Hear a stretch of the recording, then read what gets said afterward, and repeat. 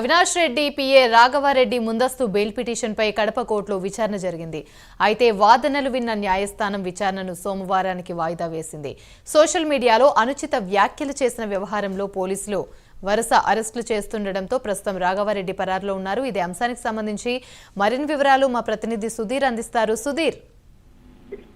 Good afternoon అండి. ముఖ్యంగా చూసుకుంటే ఏదైతే పులివెందుల నియోజకవర్గ వైసీపీ సోషల్ మీడియా కార్యకర్త వర్రా రవీంద్ర అరెస్ట్ తర్వాత కూడా పూర్తిస్థాయిలో ముఖ్యంగా చూసుకుంటే కనుక వర్రా రవీంద్రారెడ్డిని కస్టడీలో విచారించిన పోలీసుల్లో ముఖ్యంగా చూసుకుంటే కనుక ఇష్టపోయే నిజాలు కూడా బయటపడ్డాయని చెప్పుకోవచ్చు. అయితే వర్రా రవీంద్రారెడ్డి ముఖ్యంగా చూసుకుంటే కనుక ఏదైతే కడప ఎంపీ అవినాష్ రెడ్డి పిఏ పేరు రాఘవారెడ్డిని, అలాగే ఏదైతే అర్జున్ రెడ్డి పేరును కూడా పూర్తిస్థాయిలో చెప్పడం జరిగింది. అయితే పోలీసులు ఆ దిశగా కూడా కేసుకు సంబంధించినటువంటి కేసును వేగవంతం చేయడం జరిగింది. దీంట్లో భాగంగానే చూసుకుంటే ఈ రోజు ఉదయం ఏదైతే కడప ఎంపీ అవినాష్ రెడ్డి పిఏ రాఘవారెడ్డి ఇంటికి కూడా పులివెందుల పోలీసులు పెట్టడం జరిగింది. అయితే రాఘవారెడ్డి ఇంట్లో లేనందువలన అయితే ఆయన ఇంటికి కూడా ఏదైతే అరెస్ట్ వారెంట్ సంబంధించినటువంటి సర్చ్ వారెంట్ సంబంధించినటువంటి నోటీసును కూడా ఆయన ఇంటికి అర్పించడం జరిగింది.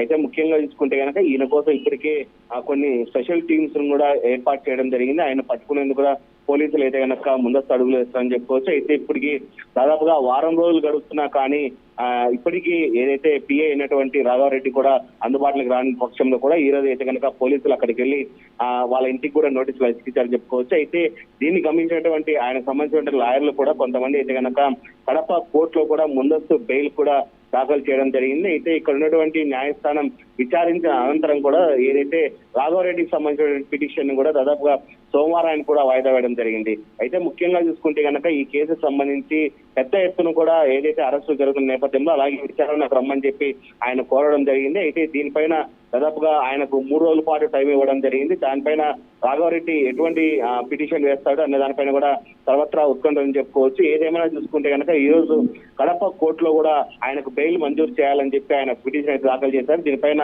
న్యాయస్థానం అయితే కనుక సోమవారం విచారిస్తానని చెప్పి చెప్పడం జరిగింది. Right, thank you Sudheer.